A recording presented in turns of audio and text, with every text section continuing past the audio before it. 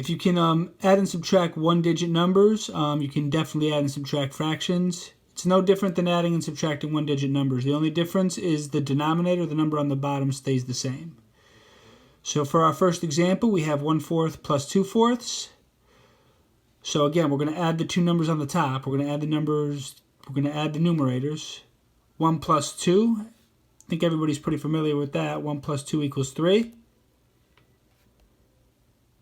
To make the line for the fraction, I just underline it.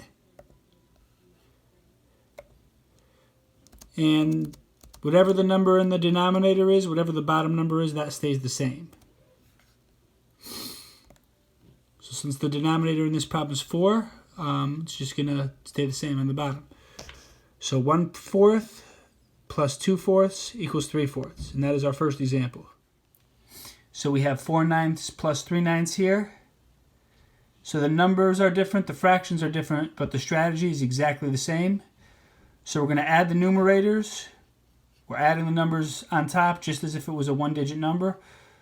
4 plus 3. Most everybody here knows what 4 plus 3 is. 4 plus 3 equals 7. And remember, whatever the bottom number is, whatever the denominator is, it always stays the same.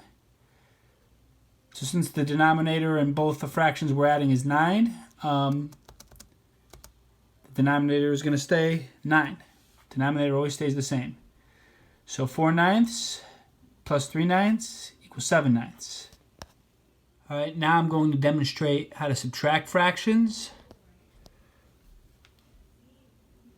All the steps are the same. The only difference is we are now subtracting instead of adding. So 7 minus 2, we're going to do 7 take away 2 just as if we were subtracting a one-digit number. 7 minus 2 equals 5. And the denominator always stays the same. So the bottom number always stays the same when we're adding and subtracting fractions. So since the denominator in this problem is 8, it's gonna be 8. It's gonna stay the same.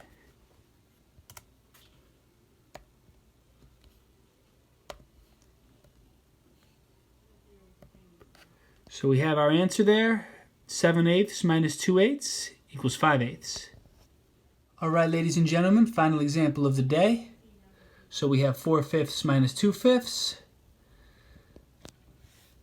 So first step, we're going to subtract the numerators. So we're going to subtract is just as if we were subtracting a one-digit number. 4 minus 2. 4 minus 2 equals 2. And the denominator, the bottom number, always stays the same. So since we are subtracting fifths, bottom number is going to be 5. 4/5 minus 2/5 equals 2/5. And that is our answer.